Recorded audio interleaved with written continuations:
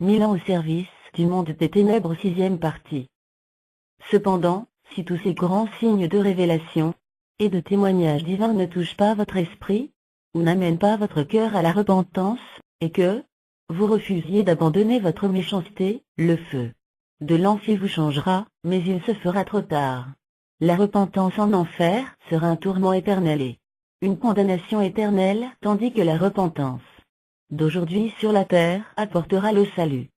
Si vous êtes possédé par des esprits de doute, et refusez d'écouter cette confession, s'il vous plaît, cherchez la délivrance, parce que Dieu ne peut pas mentir, le ciel et l'enfer sont réels, vous êtes avertis. Ma deuxième rencontre avec Jésus, le puissant trône et l'enlèvement, la seconde rencontre qui a conduit à mon salut, et finalement à me soumettre au message de Jésus-Christ, s'est produite dans mon rêve. Dans ce rêve, je marchais dans un sentier pour acheter quelque chose. Du coup j'ai levé les yeux, et contemplé le ciel qui commençait à se contracter, et à se rétrécir comme quelqu'un qui pliait un tapis. Soudain, j'ai vu un très long escalier descendant du ciel avec de très grands anges de Dieu.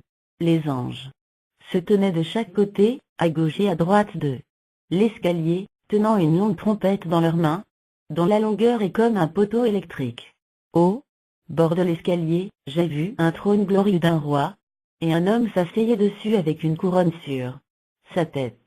J'ai regardé intensément, et j'ai remarqué que l'homme assis sur le trône était le même homme que j'avais rencontré la première fois. Quand j'ai observé, c'était Jésus-Christ qui avait détruit tous mes pouvoirs. Je me suis exclamé, « Ah, toi cet homme, donc c'est toi qui m'avais dérangé quelques années de cela, Dieu merci, je vais te traiter aujourd'hui. » Pendant que je contemplais encore cela dans ma pensée, tout à coup les anges ont sonné de la trompette et j'ai vu une multitude de personnes monter vers le ciel. Dès que j'ai vu cela, je me suis souvenu de l'enseignement biblique que j'ai entendu à l'église où j'avais l'habitude de communier avec mes parents à l'époque. Alors, lorsque j'ai perçu cela, j'étais choqué parce que j'avais bien appris dans le royaume des ténèbres que tous les rêves sont réels et ont un sens, soit positif, soit négatif. Mon ami, il y a du pouvoir et de la force derrière chaque rêve. Soit l'Esprit de Dieu est derrière votre rêve, soit les démons avec une bonne ou une mauvaise signification. C'est pourquoi j'ai accepté la vérité sur l'enlèvement, parce qu'aucun démon ne pouvait se déguiser pour me tromper dans mon rêve, car je connaissais mon niveau et mon rang dans le royaume des ténèbres. J'avais un rang plus élevé pour qu'il me manipule et me trompe. J'ai conclu que ce soit l'enlèvement ou non, je ne vais pas être enlevé parce que je n'ai rien à faire dans son royaume, alors il vaut mieux que j'aille le défier. Pourquoi m'avait-il dérangé et avait-il détruit tous mes pouvoirs ce jour-là? J'ai sauté pour l'attaquer, mais je suis tombé. J'ai sauté plus de 30 fois, mais plus j'essayais, plus je tombais, et je trouvais difficile de me tenir sur mes pieds. Soudain, j'ai vu un chat noir si grand, comme une chèvre. J'étais surprise, et je contemplais la signification d'un tel animal. Alors le chat s'est moqué de moi et m'a dit, « Désolé, vous ne pouvez pas partir avec eux. Nous partageons tous deux le même royaume, et vous n'avez aucune part dans leur royaume. » 2. Même, te souviens-tu de l'écriture qui dit que chacun doit porter sa charge? Ce panier posé là-bas est rempli du même travail que nous avons tous deux effectué. Quand j'ai vu le panier, il était si gros, ça les remplit de mauvaises choses. Alors j'ai répondu, « Non, le panier n'est pas à moi. » Le chat répliqua, « C'est la récompense du travail que vous et moi avons fait ensemble sur terre, et vous ne pouvez pas me l'abandonner parce que je ne peux pas le porter seul, il vaut mieux rester et venir pour que nous transportions cette charge ensemble. » Je l'ai repoussé, et j'ai recommencé à sauter, mais il a insisté que je dois l'aider. Mais pendant que je le combattais, soudain, tout le ciel s'est refermé. Quand le ciel fut fermé, une multitude de gens se lamentaient. « Oh non, l'enlèvement est réel, donc l'enlèvement est réel. » J'ai conclu de retourner à la maison, et d'informer ma famille, mais j'ai découvert que ma mère avait été enlevée. J'ai rapidement couru vers notre église qui se trouvait à environ 3 maisons de ma résidence, mais le pasteur avait été aussi enlevé. beaucoup de gens dans la rue étaient enlevés, cela ressemblait à ce qu'on nous enseignait lors des études bibliques et cestes, ainsi que tout se manifestait ce jour-là. Chaque cruche et grue était remplie de cris et de lamentations. Oh non, donc l'enlèvement est réel. Oh non, donc l'enlèvement est réel. Puis, soudainement, je me suis réveillée. Quand je me suis réveillée, j'étais tellement touchée et j'ai commencé à pleurer. Ma mère et mes frères ont couru dans ma chambre et m'ont posé des questions et demandé des réponses. La terrible peur et le choc m'ont poussé à leur raconter toute l'histoire. Le fait que j'étais tellement touchée et la peur que je ressentais au-dedans de moi m'ont amené rapidement à enlever toutes mes boucles d'oreilles, mes chaînes et tous les vêtements du monde de mon corps. Alors, j'ai fait semblant d'être née de nouveau, bien que je ne l'étais pas. Je faisais semblant parce que j'étais très choquée et j'avais peur de tout le rêve, et aussi fâchée de mes collègues dans le royaume des ténèbres. Alors, ils savaient que l'enlèvement était réel, mais ils nous l'ont caché. Pourquoi nous trompait-il? Cela m'a incité à me soumettre à Christ à cette époque, mais je n'avais pas abandonné mes pouvoirs. Tous mes pouvoirs étaient encore actifs et intacts en moi parce que je voulais en savoir plus sur cet homme appelé Jésus-Christ et la chrétienté. J'ai perçu qu'il y avait un mystère derrière un tel secret, et une raison pour laquelle nous étions gardés dans les ténèbres, pour ne pas connaître le profond secret de l'enlèvement de Jésus Christ et du christianisme. Cela m'a fait cesser d'être un agent de Satan et j'ai commencé à assister aux études bibliques, aux activités et réunions hebdomadaires de l'Église, posant des questions afin d'acquérir plus de connaissances sur la chrétienté. Cependant, après quelques semaines, je suis retourné dans ma réunion satanique afin de raconter le rêve choquant que j'ai eu parce qu'il nous avait dit que tous les rêves sont réels et ont une signification. Alors, qu'en était-il de l'enlèvement? Vous nous avez dit que l'enlèvement n'est pas réel. Mais pourquoi l'ai-je vu dans mon rêve?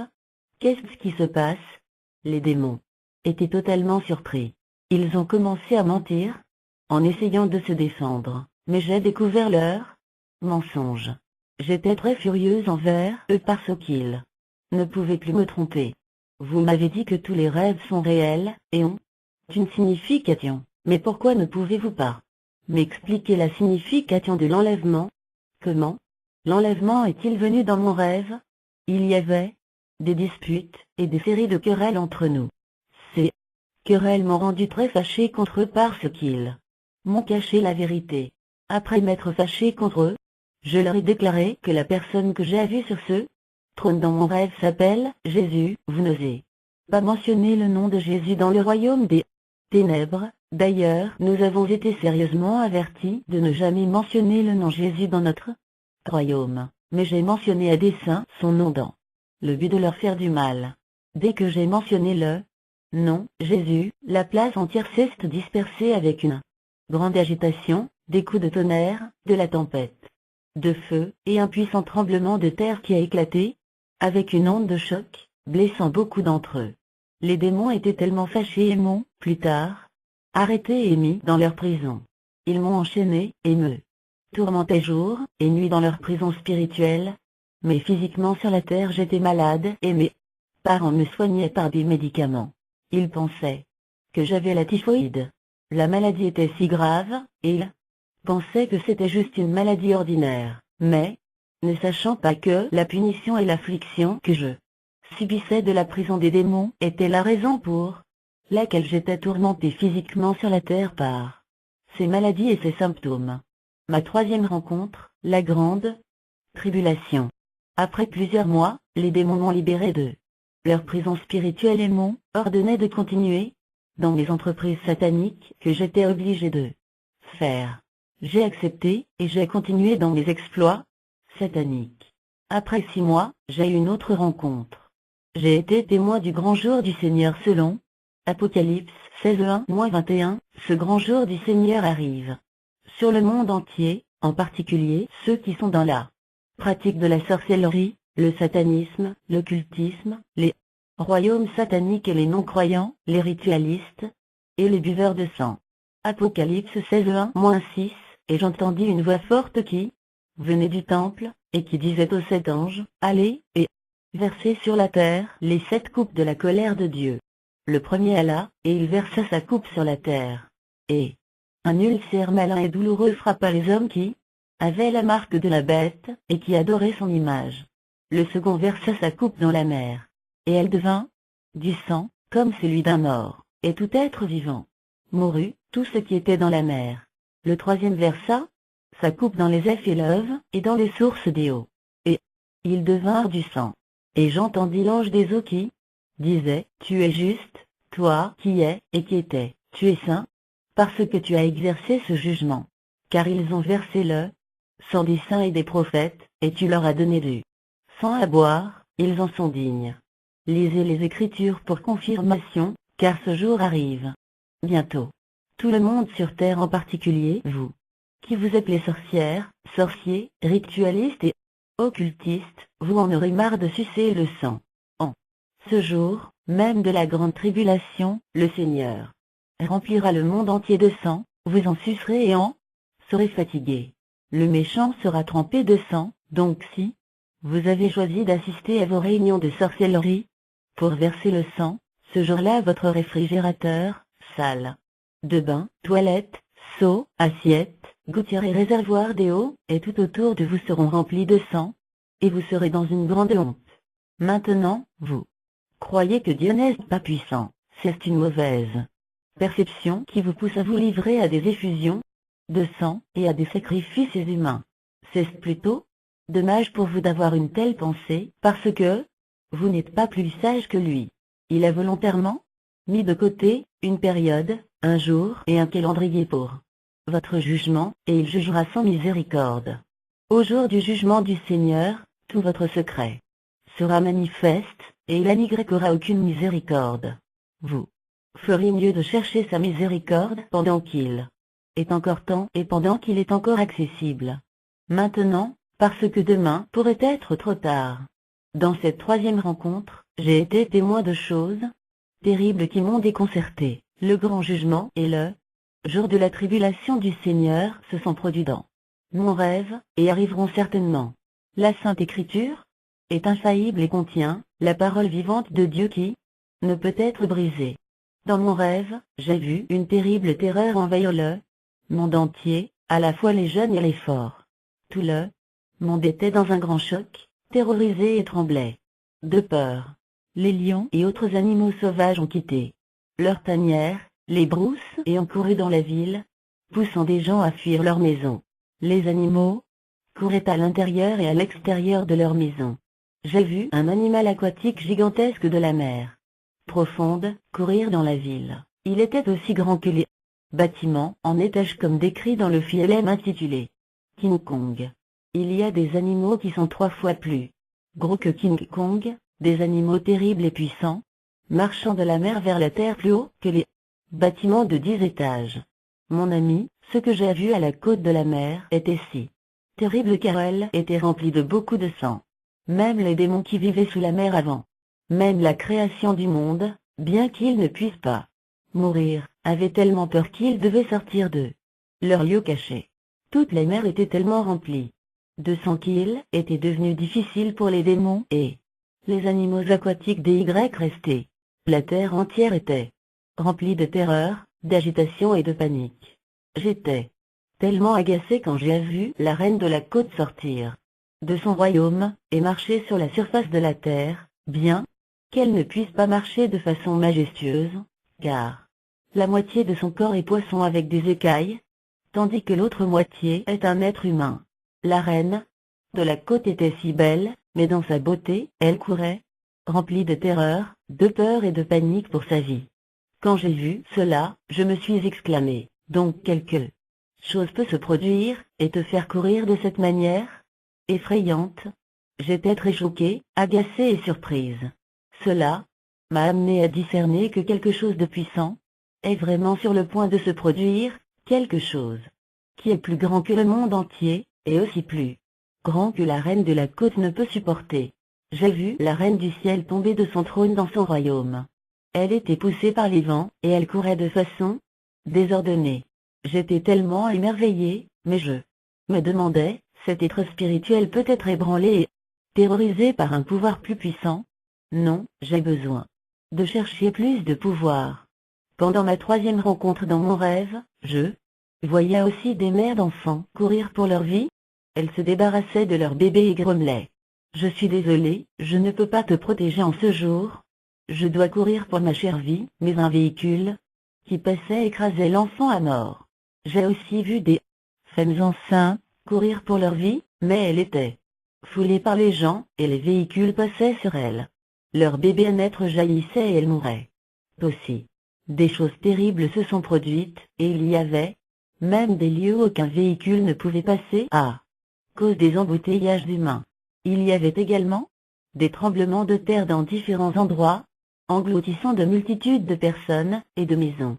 Les signaux du réseau satellite étaient gelés et coincés. Pas de nouvelles ou de signaux de réseau pour diffuser. L'horreur et le chaos terrorisant le monde entier, le monde était dans l'obscurité totale. Quand je me suis réveillé de mon rêve, après avoir eu tous ces épouvantables incidents, et étant dans une grande peur, j'ai finalement pris conscience. J'ai dit, c'est terrible, donc ces gens ne sont pas les êtres les plus supérieurs du monde. Cela m'a troublé et a percé mon cœur, j'étais tellement confuse. Ensuite, je suis allée dans notre rencontre dans le royaume des ténèbres, et je les ai affrontés. Je leur ai expliqué ce que j'ai vu. Vous m'avez dit que vous étiez plus puissant et plus fort que le fils du propriétaire, mais je vous ai vus tous dans une panique et un désespoir total. Après avoir partagé la vision de la grande tribulation, ils ne pouvaient me donner aucune véritable justification, ce qui m'a fait affirmer qu'effectivement ces démons sont pleins de tromperies et qu'ils m'ont trompé pendant tout ce temps. Cela m'a poussé à prendre une décision personnelle, et plus tard, je me suis lancé dans une quête de délivrance, et aussi d'un lieu où m'enraciner dans la divine parole de Dieu. Malheureusement pour moi, alors que je cherchais un vrai lieu de culte, voulant savoir davantage sur l'enlèvement, la grande tribulation, le jugement de Dieu, la justice, la sainteté intérieure et extérieure, la modestie et la pureté, mon cœur recevait d'un coup à cause des genres de messages que les pasteurs et les autres ministres de Dieu prêchaient pendant cette période où je désirais le saint évangile du Seigneur. C'était si pathétique. Les pasteurs mettaient davantage l'accent sur la prospérité, les bénédictions financières et les possessions matérielles. Ils ont refusé de prêcher, de me conseiller sur comment être enlevé, comment amender mes mauvaises voies et mauvaises actions, et comment faire la restitution et rester en Jésus. Si vous êtes un pasteur, un ministre ou un prédicateur de l'Évangile, ne croyez pas que tous ceux que vous voyez dans votre Église ont pour fardeau les besoins financiers, aux recherches des miracles. Certains membres de votre Église ne recherchent pas une prospérité financière ou une sorte de miracle, mais plutôt le salut. Certains viennent délibérément pour le salut parce qu'ils ont goûté et ont apprécié la richesse, le pouvoir et les choses perverses de ce monde, mais n'ont pas trouvé de satisfaction ou la paix. Par conséquent, essayez de ne pas focaliser votre sermon ou prédication sur la prospérité, les bénédictions financières, les miracles, parce que quelqu'un les a déjà acquis, mais a sérieusement besoin d'une tranquillité d'esprit enraciné dans la parole non diluée de Dieu. Néanmoins, il y avait une église particulière dont beaucoup disaient qu'elle prêche des messages de salut. Mais quand j'y suis arrivé, c'était le même scénario. Il prêchait sur la guérison, le miracle, la percée conjugale et la prospérité financière. Cela m'a poussé à cesser de chercher un véritable lieu de culte parce qu'il prêchait le même genre d'évangile. Ma quatrième rencontre, la fonte et la disparition de l'ancienne terre. 1 an plus tard, après ma troisième rencontre de la grande tribulation, j'ai eu la quatrième rencontre. Cette quatrième rencontre était si puissante et si horrible. En fait, la Bible déclare fermement que le ciel et la terre disparaîtront. Malachie 4:1. Car voici, le jour vient, ardent comme une fournaise. Tous les hautains et tous les méchants seront comme du chaume. Le jour qui vient les embrasera, dit l'Éternel des armées, il ne leur laissera ni racine ni rameau. Après cette quatrième rencontre, j'ai décidé de soumettre totalement ma vie à Dieu. Par la suite, j'ai commencé à fréquenter plusieurs églises à la recherche de la délivrance personnelle. Chaque fois que je racontais mon histoire à un ministre de la délivrance, ou à un pasteur, il respirait profondément et s'exclamait, et me demandait de revenir le lendemain ou la semaine d'après. Malheureusement, au jour fixé, le pasteur refusait de prêter attention, mais je rencontrais sa femme qui m'informait que le pasteur avait voyagé. Alors c'était clair pour moi qu'il ne voulait pas écouter ma supplication pour la délivrance, alors je partais dans une autre église. Après avoir partagé mon histoire avec un autre groupe de pasteurs, il répondait franchement, « Désolé, nous ne pensons pas pouvoir t'aider. » La situation a continué, sans aide pour ma délivrance. Plus de 50 ministres et pasteurs de délivrance se sont enfuis après avoir entendu mon histoire. Par la grâce de Dieu, j'ai rencontré un homme de Dieu sincère. Après avoir partagé mon histoire avec lui, il a vivement répondu, « Ma fille, je ne peux pas te tromper, il n'y a pas de pasteur capable de te délivrer parce que tes atrocités sont nombreuses, c'est Dieu seul qui peut te pardonner. Et si vraiment, tu as eu une rencontre avec le Christ, c'est seulement ce Christ qui peut te délivrer. Par conséquent, le seul conseil que je vais te donner est celui-ci, va à la montagne de prière, et reste là jusqu'à ce que Dieu se souvienne de toi. » Pendant que je recherchais la délivrance, j'avais tout perdu. Le royaume des ténèbres m'avait attaqué sévèrement parce qu'il avait détecté mes intentions de me soumettre à Jésus, et ma volonté de me délivrer du royaume des ténèbres. J'étais ruiné financièrement, traîné dans le désespoir. Cependant, quand je suis arrivé à la montagne de prière avec environ 36 centimes de dollars des États-Unis, et mon bébé, oui, j'ai eu une petite fille à ce moment, j'ai commencé le jeûne blanc et la prière. Le jeûne blanc veut simplement dire que je ne mangeais rien qui contenait du poivre, du sel et de l'huile pendant 2 jours. Néanmoins, j'ai attendu patiemment le Seigneur pendant environ 6 mois. Pourtant je n'ai pas reçu de vision, de révélation ou de rêve qui indique qu'il est avec moi ou qu'il veut m'utiliser. Mais au lieu d'avoir le ministère divin, j'ai toujours rencontré plusieurs attaques sataniques, des faiblesses et l'oppression dans les rêves. Dieu m'a permis de subir ces épreuves parce que si j'avais été assisté, il y aurait eu tendance d'être pollué par des agents de Satan. Je pense que Dieu m'a délibérément recouverte de honte de chercher l'aide d'autres personnes afin que je sois fortifiée dans les prières, et que je sois sérieuse avec lui. Bien qu'il ait refusé d'écouter mes supplications, j'ai préféré mourir et le rencontrer au ciel plutôt que d'abandonner. Quelque temps après, quelques ministres de Dieu qui étaient aussi à cette montagne ont ensuite été au courant de mon histoire et de mes entreprises antérieures dans le royaume des ténèbres. Ils m'ont injurié, mais par-dessus tout, Dieu m'a accordé toute la grâce divine pour endurer toutes ces persécutions. Après environ 6 mois, Jésus-Christ m'est apparu de nouveau avec une consolation divine, et m'a révélé des mystères. Il m'a montré des pouvoirs diaboliques dans mon corps qui m'étaient cachés, et m'a aussi instruit sur comment prier contre eux. Il m'a demandé de commencer ma prière en une semaine spécifique, et de prier contre des pouvoirs déposés dans mon cerveau, ma langue, mes yeux, mes aisselles, et divers endroits dans mon corps que je ne connaissais pas. Il a révélé toutes les choses secrètes me concernant, y compris mon système sanguin, et progressivement, la délivrance a commencé à avoir lieu. Personne ne m'a imposé les mains, ni prié pour me délivrer, sauf Dieu par la délivrance personnelle.